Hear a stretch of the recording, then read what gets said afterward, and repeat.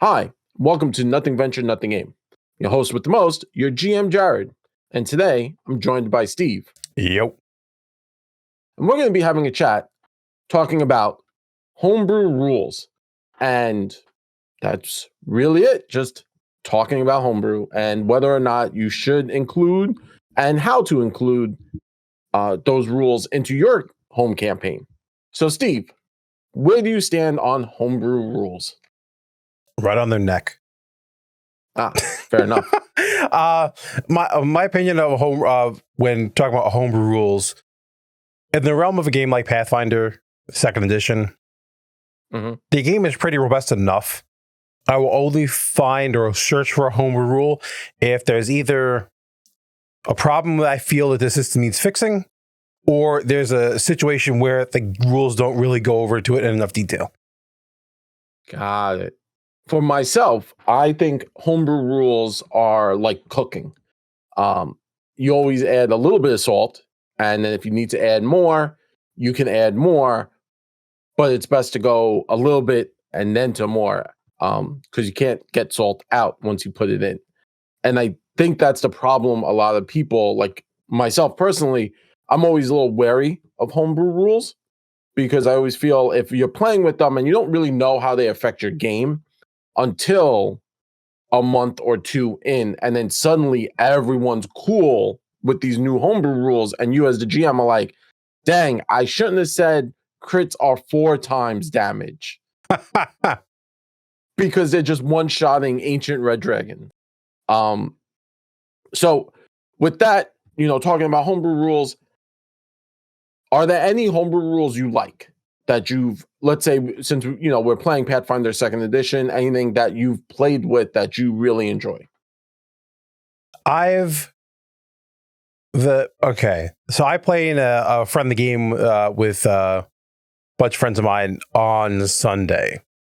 And there's a rule that the GM in that game uses that it makes hero points slightly more powerful, but it also makes them more fun to use, and you're more likely to use them in a not dying scenario. So normal hero point rules are you can use it to reroll a roll in each check that you make, or you can spend all of your hero points and then it prevents you from dying. So if you're currently dying, you can use that and you immediately stabilize at 0 hit points.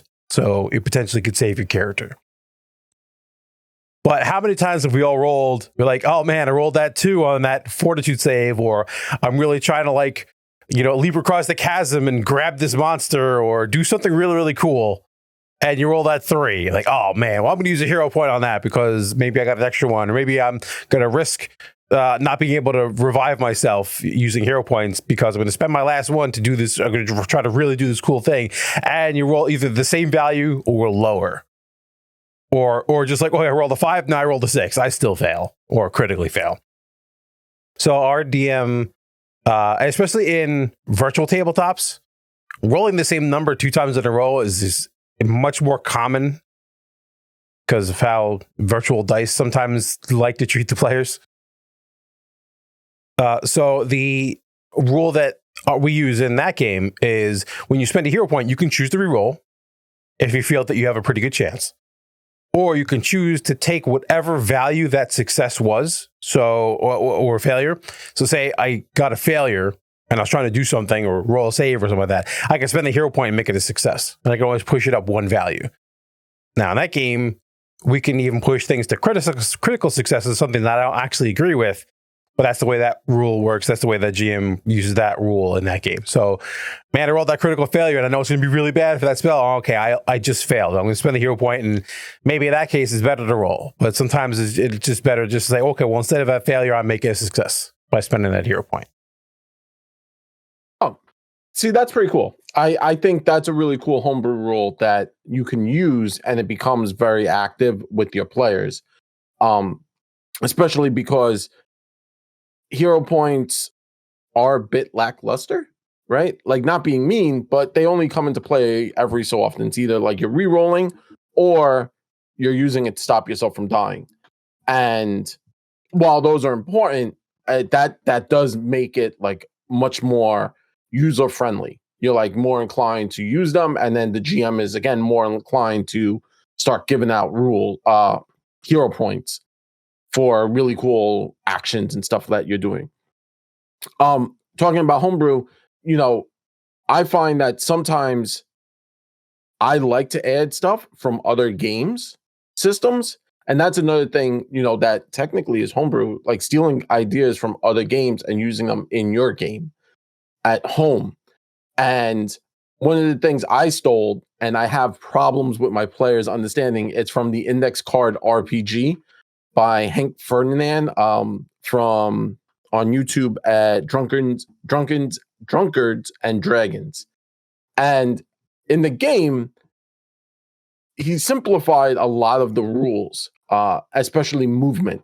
And it's either like near, you know, it's like close, near, far. And those are just 3 increments. So if you're going from far to close and then close to near, right? And that's it. So I've tried to do that a few times to my players, and they're aggressively against it. Not like in a weird way. They just need to know numbers. Like they are just like, I need to know where I am moving. And I'm like, dude, just roll with the narrative conversation we're having. You're right next to the monster, or you're very close to the monster. So it's a single action. And I'll constantly get well, how far? Is it, am I 5 feet? Am I 10 feet? Dude, like, are you trying to get into melee range? Yeah, I'm trying to get into melee. Okay, it's one action. You were close, you know, so you had to get closer. Oh, I thought you said I was close. Yeah, it's one action, but I can't just reach them. I mean, you could just toss your sword at them, you know, and that's the conversations I've had with my players, and you could see that they're struggling to break a habit. And that's something I find sometimes homebrew can kind of help you with, right? Like now, you know, changing is sometimes homebrew can force your players to do something that they wouldn't normally do, because it's changing the game and it's changing the way they interact with the game. So they might be more inclined to start to change the way they play the game. I will say that another popular homebrew rule, it wasn't a homebrew rule in the system that it was in, but modifying that to work in any other system, it's actually pretty easy, is the minion rule from 4th edition Dungeons and Dragons. Such a great rule of, this is how you still have monsters that are relevant, even though that the players may be much higher level. And also to give the feeling that the enemies sometimes have near armies coming at you. And the minion rule is, if it's not an important boss monster, so okay, we have the goblin boss, and we have the goblin lieutenant, and then we have goblins. All the goblins are minions. All minions have 1 hit point. So it makes that feel good when you like are the barbarian and you're raging and you whirlwind and you take 5 things and they all just drop dead. How awesome that makes you feel. You throw that fireball and you hurt the boss, and then like 10 monsters, and yet again, they're goblins, so there's always more. So it lets the GM really have fun with adding monsters and making the combat feel deadly when it really isn't as deadly as they think it is. But they just see 30 goblins and they're going to freak out and then just start like waylaying through combat. Yeah, that rule always changes how players suddenly interact with the world when they see large hordes of enemies. At first, everyone's like quaking in their boots, and then the first, you know, the fighter swings, and then they hit, and then they roll damage, and you're like, nope, it's dead. You know, because you have a +1, you know, on damage, and you're like, it's gonna die. You can't roll a 0 on any of your dice. So you're like, okay, it's dead. And then the fighter's like, wait, what? And then you're like, yeah, it's dead. And then you suddenly see the fighter is like, now I'm going into murder mode, and I'm going to like march through, you know, and clear a line. And it gives you that air of like epic fantasy. From high fantasy, like Lord of the Rings, like when you see Legolas and Gimli just churning through monsters. Yeah. And that's so much more fun. And that's a great rule. I use the minion rule every so often when we're playing, because I love goblins. And they should be smushed more frequently. You know, and also the players are going to win, you know, especially if the levels are skewed, which they normally are. Yeah. So I want to segue into something that we can start talking about, is how do you introduce I may have taken your thunder here. How do you introduce your variant rules, your homebrew rules into your game? Because we talked about two different rules that there's multiple ways of introducing a game, like the minion system. That's not necessarily something you have to tell your players about. You could just use that system, and then they'll learn by playing that some of these things are just fodder. But then other things like the hero point rule, the players need to know how that functions because that's an integral part of the game. How do I do that? Well, I don't tell my players, and then I surprise them. Way later. No, I'm joking. Normally it's sit down with your players, right? So if you're gonna homebrew something that affects even a single player, right? Sit down with your table and talk to them, because one, you don't want to be blamed for favoritism, and two, you want to make sure it's clear to everyone what is happening. And that's the most important part about homebrewing rules and homebrew in general, right? And I'm not talking about like the world, right? Because every fantasy world is technically homebrewed. But yeah, like sit down with them and then talk to them, because a lot of times players have conversations back with you, and then it opens up dialogue, and then all of a sudden you're like, oh, I didn't know that. So case in point, right? And I'm going to go into a quick tangent here, Steve. So if you need to edit it, you can edit it. Hopefully everyone takes, so this is a learning section, right? So hopefully everyone takes a moment for this. So after our last session, I talked to Steve, and Steve was like, hey, would it be cool as the GM to introduce that hero point variant, which we are going to introduce, right? Because I think it's a cool variant homebrew rule. And then I called one of my other players, Fabio, and I said, hey, what do you think about this? Because obviously I know Steve thinks it's cool. Steve brought it to me. So then I was going to touch base with another one of my players. So I called my other player and I'm like, hey, bro, what do you think about this rule? And he was like, you know what? I think it's a great rule. He personally was like, I think it sounds like fun. It gives me something to use hero points more. But his question back to me was, would you hand out hero points more because we're using that rule? And I said, explain. And he talked about how in the last session, we had a lot of great role play. And I, as a GM, didn't hand out the hero points. And I said, you know what? It's probably because I don't see them getting used enough that I don't feel the need to hand them out, right? Like if I don't see everyone using something, I don't realize to refuel it. That's why your car has a gas gauge, right? Like you don't think about how much gas you have till the light turns on. And you're like, dang, I need gas. Same effect. If none of my players are using the hero points except when they die or to re-roll, I don't really think about it. You know, it's in the back. It's the back of my mind. I got a million other things. I got 50 goblins who are all minions that need to get murdered, and you know, I got a goblin shaman who's trying to rain down the apocalypse spell. You know, so I think it's good to talk about homebrew rules, and also a lot of times your players are like, "Oh, that's a really great idea." Also, what about this? What about this? And know this, your players are usually going to try and get one over on you as the GM.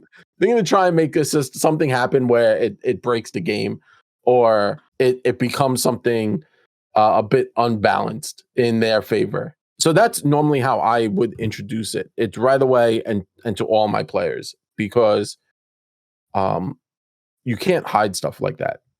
I think it's rude. You know, and we all heard the horror stories, RPG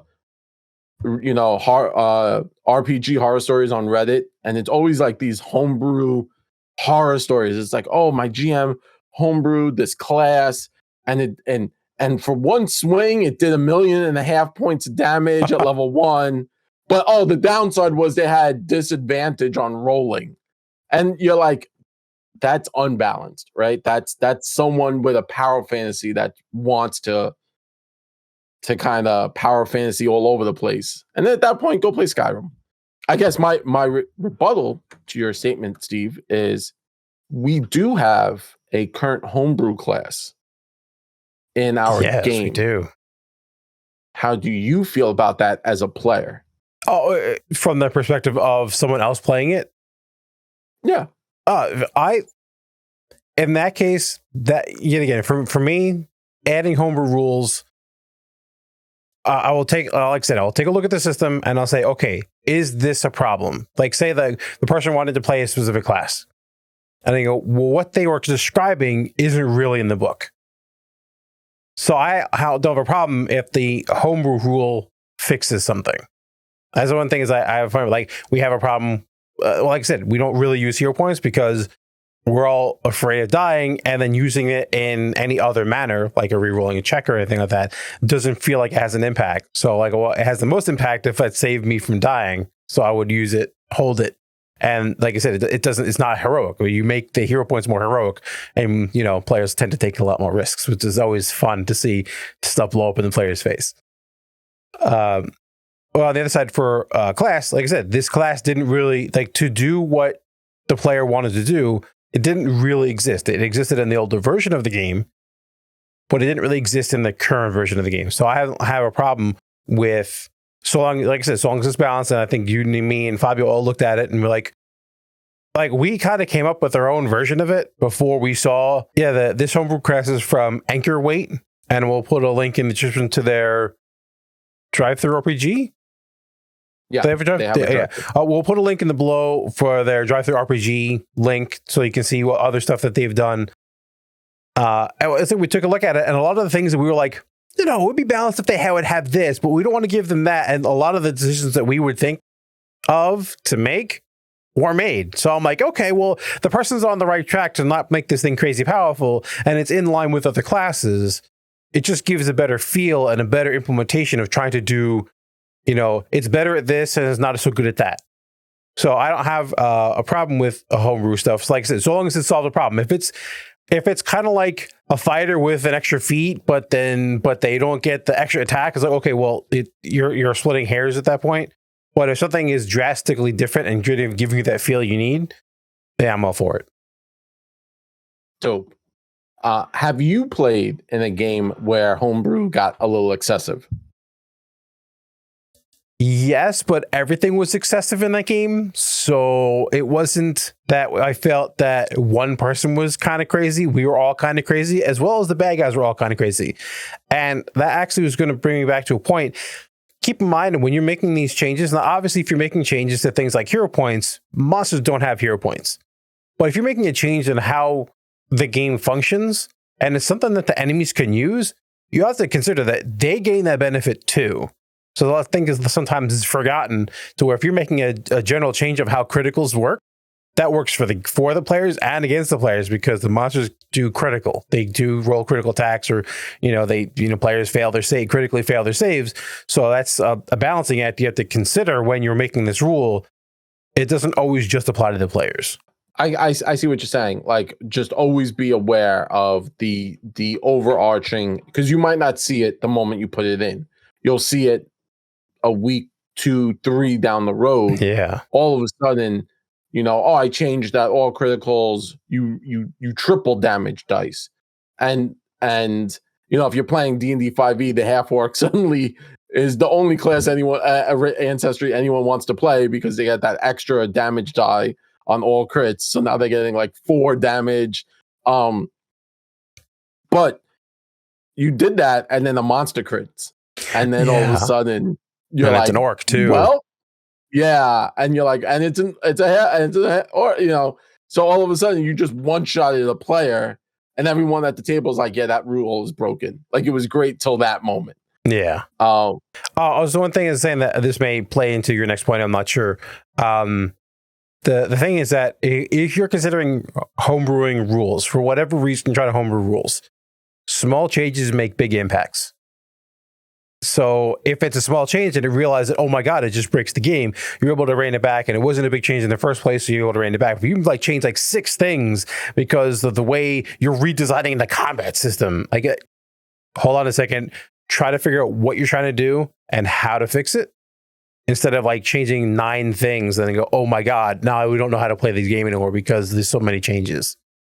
I mean, am I allowed to walk on my turn? No, I have to just scream as loud as I can. I can only float. We're playing an all aquatic adventure. My character is not aquatic based. Well, good luck. Last topic I want to talk about is when creators of a system give you their homebrew rules. And I'm going to point to the famous D&D 5e Mike Merles and their homebrew rules for initiative. And they said, you can look this up. It's all over the internet at this point. They talk about how, roll each round. A D4 is range, D8 is melee, D12 is spells, D6 anything else. And then you add a D8 if you're swapping gear. And that's their homebrew rule system. So where do you stand when you see a creator who homebrews, who created the game, right? Like they created this game. And then they're talking about the rules that they play with. Do you take that like a little bit higher? Do you think maybe it doesn't break the game as much and then you kind of could just roll with it? Or do you think, like, as with everything, you should be wary, buyer beware? Well, there's a couple of reasons why people would use homebrew rules. So for the instance of, depending on what you're doing, you get a different initiative die. That kind of harkens back to really old D&D, to where weapons had speeds and spells had speed. So depending on how fast, so using a big, slow weapon, you means you would hit much later, which sometimes is good for you, sometimes it's bad for you. So there's sometimes you can get dropped before you can even take a swing. That kind of goes back into what initiative really is. But we don't really educate for different types of weapons or different distances. So maybe that's the feel you want. So necessarily a homebrew rule isn't to gain power or to speed things up or make things more complicated. It's just like, we like this feel of this game of how, well, this weapon acts differently than that weapon in combat. And it gives a feel of, it's faster to fight. Sometimes it's faster to fire a bow than to charge up into melee and swing with your sword. So I'm not necessarily saying that if it's from a creator, that gives more weight or less weight. It just depends if that's the rule that you want to play with in your game. Interesting. I kind of agree with that. Some things I've read other creators do, and they kind of homebrew, but we're playing in a system that was a homebrew of a system. And not saying that like all of a sudden your homebrewing rules are going to create the next Dungeons and Dragons or Pathfinder, but that's kind of what we are doing, right? Like homebrew. I feel that the creators kind of have a little bit more of a grasp of the situation.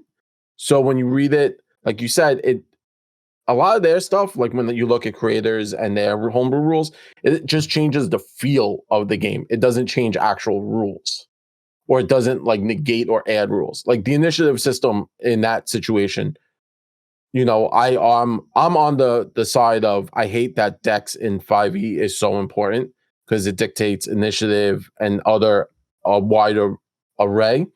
So I always tried to homebrew my own initiative system, and the moment I saw that when I play 5e, I use those rules because it's fun, and it doesn't dictate directly based on dexterity. And I know, Steve, you have the reason why it would be that way, but I'm just saying I hate it. And and even in Pathfinder 2e, initiative has changed, but this isn't conversation about initiative. We could have a whole different segment on initiative. So again, kind of rolling back, I think when you're looking at how creators are changing their game, they're usually changing it for more of a feel. Some want a little bit more dark and gritty. Some want a little bit more high fantasy. Some want, a little bit like, oh, well, I'm not too keen on initiative, so I'm just going to tweak initiative, but everything else stays as is, and that's kind of where I stand. A lot of times creators, I trust them, and now I'm not sure, but I'm pretty sure the Matt Mercer's Blood Hunter class, it was like a homebrew thing he created, and I think it's official now. It's like on D&D Beyond and stuff. I'm assuming. I'm not sure if it is. I don't play too much 5th edition.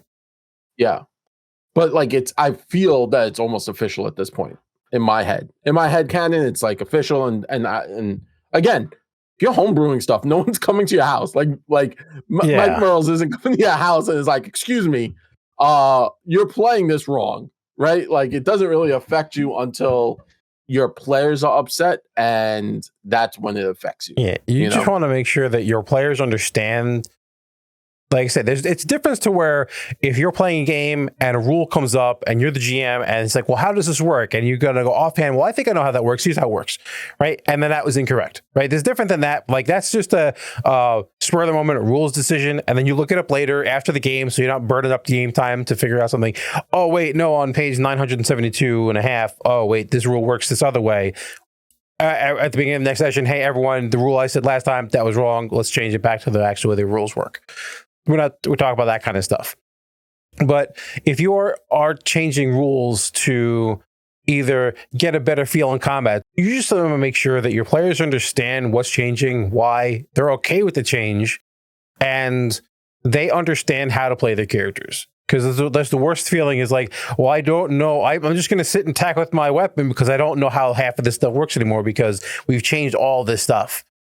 And if you're going to go into it in the beginning, coming up with these are the kind of homebrew rules we're talking about implementing in the beginning of a game, so the whole game is like a static way, maybe is because of lore reasons where like magic doesn't work the same way or something like that.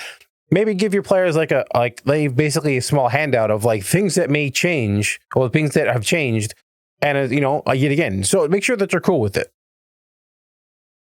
Yeah, and I think that's a great point to kind of wrap this up on.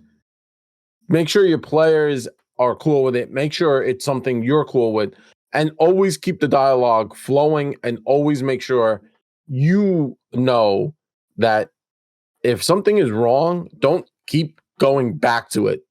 Change it. Just stop right there and say, guys, I can't allow the 4 times crit. It's too much. I lied. We're going back to the old way. I'm sorry. Everyone gets 100 gold pieces because I'm a jerk. But, again, allow your players to understand where you're coming from and then also understand where they're coming from. And always try to meet in the middle with homebrew. Also, be super careful.